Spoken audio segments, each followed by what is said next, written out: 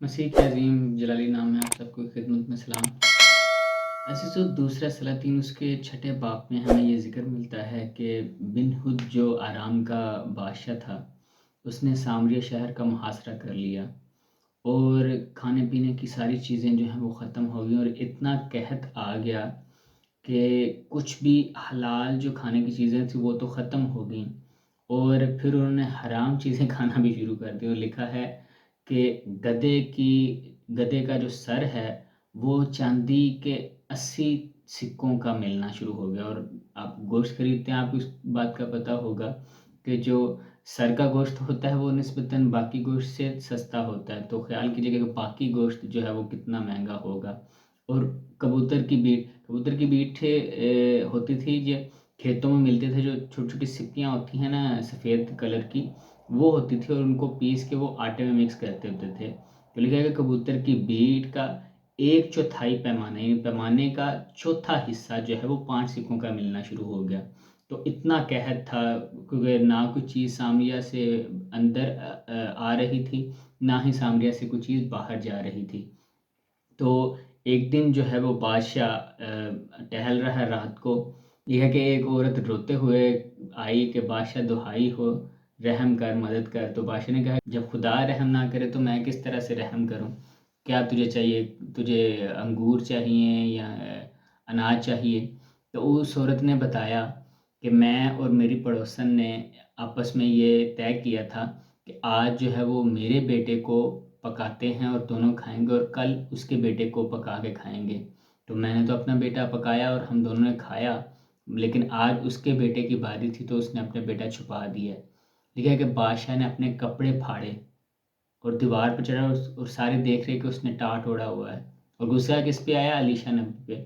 آج بھی کچھ ہوتا ہے تو ہمیں سیدھا سیدھا جو ہے وہ پادریوں کے اوپر غصہ آ جاتا ہے۔ تو وہ کہتا ہے کہ مجھے آج کے آج جو ہے وہ علیشا کا سر چاہیے۔ اب ایک جو ہے آدمی اس کو وہ منتخب کرتا ہے کہ تو جا، اور جا کے اس سپاہی کو کہتا ہے کہ تو علیشا کا سر لے کے آ۔ علیشا گھر بیٹھے دعا کر رہا تھا۔ خیر قصہ مختصر، وہ سپاہی جو ہے وہ علیشا کے پاس جاتا ہے، لیکن علیشا اس کو آگے سے کہتا ہے کہ میں تجھ سے وعدہ کرتا ہوں کہ کل اسی وقت جو ہے وہ ایک چاندی کے سکے کا، یعنی ایک مسکال کا ایک پیمانہ میدا اور ایک ہی مسکال کا 2 پیمانے جو بکے گا، پر تو اس کو کھا نہیں پائے گا۔ خیر وہ جا کے بادشاہ کو اسی طرح ہی بتاتا ہے، اور بادشاہ کہتا ہے کہ خدا اگر آسمان کے دریچے بھی کھول دینا تو اس جو ہے وہ ریٹ کے اوپر کبھی بھی یہ چیزیں اس طرح نہیں بکیں گی۔ خیر اب رات کے وقت لکھا ہے کہ پھاٹک کے اوپر 4 کوڑی بھی رہتے تھے۔ اب باقی لوگوں کو کھانے کو نہیں مل رہا تھا تو کوڑیوں کو بیچاروں کو کیا ہی ملنا تھا۔ وہ کہتے ہیں کہ یار ہم اگر شہر کے اندر گئے تب بھی ہم مارے جائیں گے، کیونکہ کوڑیوں کو شہر کے اندر آنے کا جو ہے وہ اختیار نہیں تھا ہوتا۔ تو وہ کہتے ہیں کہ اگر ہم ان کے پاس چلتے ہیں، ارامی لشکر کے پاس، ان کے آگے جا کے گڑ گڑائیں گے، ان سے بھیک مانگیں گے، ہو سکتا ہے وہ رحم کر کے جو ہے وہ ہمیں کھانا دے دیں، اور اگر نہ بھی کھانا دیا تو ویسے بھی ہم مر رہے ہیں، اچھا ہے کہ ان کے ہاتھوں مر جائیں۔ وہ کہتے ہیں نا کہ کر کے پچھتانا جو ہے وہ نہ کر کے پچھتانے سے بہتر ہوتا ہے۔ خیر وہ چلے گئے ان کے لشکر کی طرف، تو لکھا ہے کہ خدا نے ارامی لشکر کو رتھوں کی اور گھوڑوں کی بڑے لشکر کی آواز سنائی، اور وہ سارے ڈر کے بھاگ گئے۔ ان کو تھا کہ باقی شہر جو ہیں وہ ہم پہ حملہ کرنے کے لیے مل کے سارے آگے ہیں۔ تو وہ لکھا ہے جوں کہ تم اپنا سب کچھ چھوڑ کے بھاگ گئے، وہاں پہ جو بھی ان کے جمع پوجی اور جو بھی خزانے ان کے وہاں پہ پڑے ہوئے تھے ان کو انہوں نے بلکہ پکے ہوئے کھانوں کو بھی وہاں پہ ہی چھوڑا، اور وہ بھاگ گئے۔ اب یہ جاتے ہیں وہاں پہ، پہلے تو یہ گھبرا جاتے ہیں کہ شاید یہ ان کی کوئی چال ہے، وہ شاید یہیں پہ کہیں کوئی چھپے ہوئے ہیں تو آ کے ہمیں ماریں گے۔ پھر خیر بھوک ان کے اوپر غالب آ گئی، بیچارے بھوکے، تو انہوں نے کہا ٹھیک ہے، مرنا تو ہے، کھا کے سیر ہو کے ایک بار تو پھر مریں گے۔ وہ خیر کھانے کے اوپر ٹوٹ پڑے اور کھانا کھایا انہوں نے، اور جو ہے خزانے بھی وہ لکھا ہے کہ انہوں نے چرائے اور جا کے کہیں پہ چھپا دیے۔ پھر ایک بڑی خوبصورت آیت ہے یہاں پہ، دوسرے سلاطین اس کے 7ویں باب کی نامی آیت، لکھا ہے کہ پھر وہ ایک دوسرے سے کہنے لگے ہم اچھا نہیں کرتے، آج خوشی کا دن ہے اور ہم خاموش ہیں۔ یہ ایک بہت ہی خوبصورت آیت ہے۔ اس پہ میں آگے چل کے بات کرتا ہوں۔ خیر، واپس ہم قصے پہ آتے ہیں کہ وہ واپس آئے، شہر میں آئے، اور شہر میں آ کے جو ہے انہوں نے یہ دہائی مچا دی کہ جو ارامی لشکر ہے وہ بھاگ گیا ہے، ان کے کھانے وہاں پہ پکے پکائے پڑے ہوئے ہیں، ان کا مال، ان کے خزانے سارے جو ہے ان کا وہاں پہ پڑا ہوا ہے، اور وہ خود بھاگ گئے ہیں۔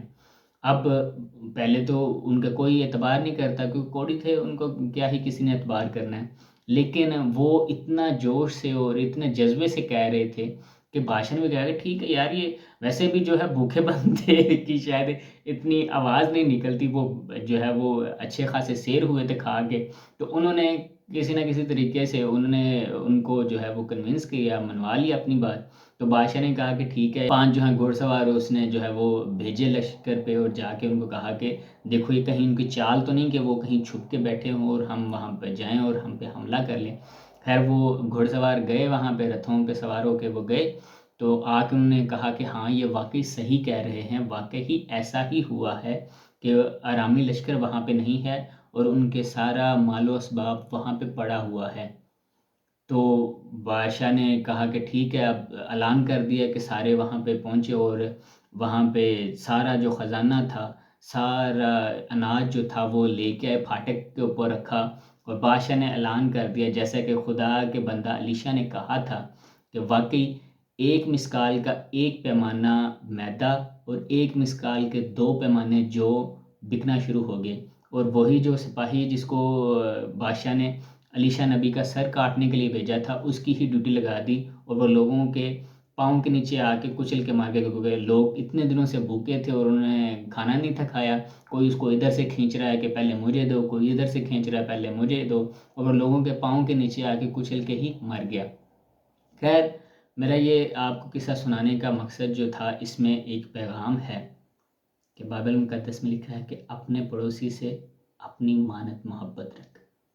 جیسے میں نے بتایا 7ویں باب کی نامی آیت میں کہ کوڑی آپس میں کیا کہتے ہیں کہ ہم اچھا نہیں کرتے، خود انہوں نے کھایا، خود سیر ہوا، لیکن انہوں نے پھر دوسرے لوگوں کا بھی خیال کیا، جا کے ان کو بھی خبر دی تاکہ وہ لوگ بھی کھائیں۔ عزیزو، پڑوسی کون ہوتا ہے؟ وہ نہیں جس کے ساتھ ہم صرف اپنی دیوار جو ہے وہ ہماری ایک ہوتی ہے، وہ صرف پڑوسی نہیں ہوتا، پڑوسی کا دائرہ بہت ہی وسیع ہے۔ خیر، یہ تھی ایک جسمانی خوراک کی مثال۔ ایک مثال اور آپ کے آگے رکھتا ہوں۔ عزیزو، خدا یسوع مسیح کے بارے میں کہا گیا ہے کہ وہ اچھا چرواہا ہے، اور اچھا چرواہا اپنی بھیڑوں کی فکر کرتا ہے۔ لکھا ہے کہ اگر 100 میں سے ایک بھیڑ بھی کھو جاتی ہے تو وہ 99 کو چھوڑ کے اس ایک کھوئی ہوئی بھیڑ کو ڈھونڈنے جاتا ہے، اور وہی ایک کھوئی ہوئی بھیڑ اس کو سہار کے کنویں پہ مل جاتی ہے۔ وہاں پہ ایک سامری عورت ہوتی ہے، خدا یسوع مسیح اس کو کہتا ہے کہ مجھے پانی پلا۔ اب وہ عورت جو ہے وہ اس کو کہتی ہے کہ تو یہودی ہو کے مجھ سامری سے پانی مانگتا ہے۔ اب یہاں پہ ایک قابل غور چیز ہے کہ اردو میں تو جو ہوتا ہے وہ کوئی زیادہ رسپیکٹ والا یا عزت والا لفظ نہیں ہے کہ کسی کو تو کہہ کے پکارنا، تو کیونکہ وہ وہاں پہ کسی اور مقصد کے لیے آئی ہوئی تھی، اور اس کا تھا یہ کہ یہ جو ہے یہ اب یہاں سے جلدی چلا جائے، اور پھر جو ہے وہ خدا یسوع مسیح نے کہا کہ اگر تو جانتی کہ تجھ سے پانی مانگنے والا کون ہے تو تم مجھے کہتی ہو، میں تجھے زندگی کا پانی دیتا کہ تو دوبارہ کبھی پیاسی نہ ہوتی۔ خیر، قصہ مختصر، خدا یسوع مسیح نے اس کی آنکھیں کھولی، جب اس نے دیکھا کہ یہ خدا ہے تو پھر کہتی کہ اے خداوند مجھے وہ پانی پلا۔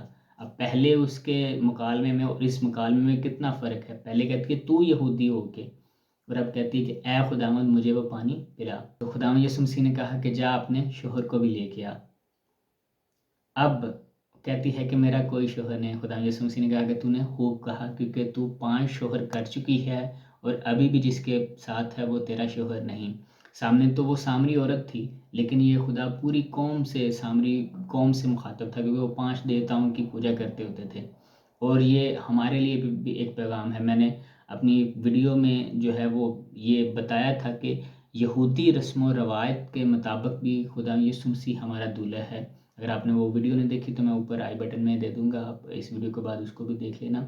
تو یہ ایک ریاکاری ہوتی ہے کہ آپ اپنے خاوند کو چھوڑ کے کسی اور کے ساتھ رہیں۔ خدا یسوع مسیح ہمارا دولہا ہے، ہم پہ بھی یہ فرض ہے کہ ہم اس کے علاوہ اور کسی سے نہ مانگیں اور کسی کی عبادت نہ کریں۔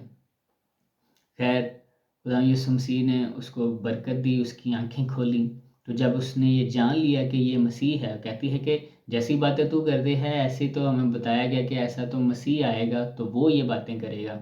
تو جب اس کو پتہ چلا کہ یہ واقعی مسیح ہے تو وہ شہر میں گئی اور سارے لوگوں کو جگاتی ہے، جا کے ان کو بتاتی ہے کہ میں نے مسیح کو دیکھا، اس نے میرے ساتھ یہ باتیں کی ہیں جیسا کہ لکھا ہوا ہے کہ یہ باتیں مسیح کرے گا۔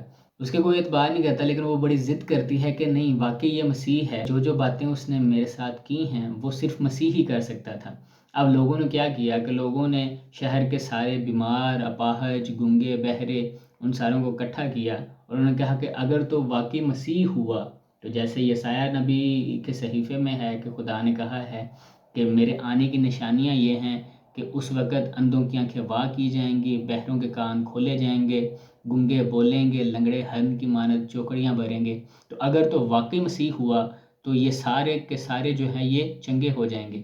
اب وہ آئے تو انہوں نے دیکھا کہ وہ واقعی مسیح تھا اور سارے کے سارے جو ہیں وہ شفا پا گئے۔ تو وہ کہتے ہیں کہ ہم تیرے کہنے پہ نہیں بلکہ ہماری آنکھوں نے خود دیکھ لیا کہ آنے والا یہی ہے۔ عزیزو، یہ بھی ایک پڑوسی سے محبت کی مثال تھی۔ وہ جسمانی خوراک کے بارے میں تھی، یہ روحانی خوراک کے بارے میں ہے۔ اگر آپ یہ ایمان رکھتے ہیں کہ خداوند یسوع مسیح ہی خدا ہے، اگر آپ نے اس کو اپنا نجات دہندہ قبول کیا ہے تو آپ پہ یہ فرض بنتا ہے کہ آپ بھی دوسروں کو بتائیں، دوسروں کو خدا کی طرف لے کے آئیں۔ میں یہ نہیں کہتا کہ آپ جو ہے وہ جسمانی امداد نہ کریں، لیکن یہ بھی ایک میں ضرور آپ کو بتاؤں گا کہ جسمانی لوگ جسمانی فکروں میں رہتے ہیں اور روحانی لوگ روحانی فکروں میں رہتے ہیں۔ آج کا حاصل کلام کہ ہم اچھا نہیں کرتے، آج خوشی کا دن ہے اور ہم خاموش بیٹھے ہوئے ہیں۔ خداوند کا کلام کہتا ہے کہ اپنے پڑوسی سے اپنی مانت محبت رکھ۔ خداوند آپ کو برکت دے۔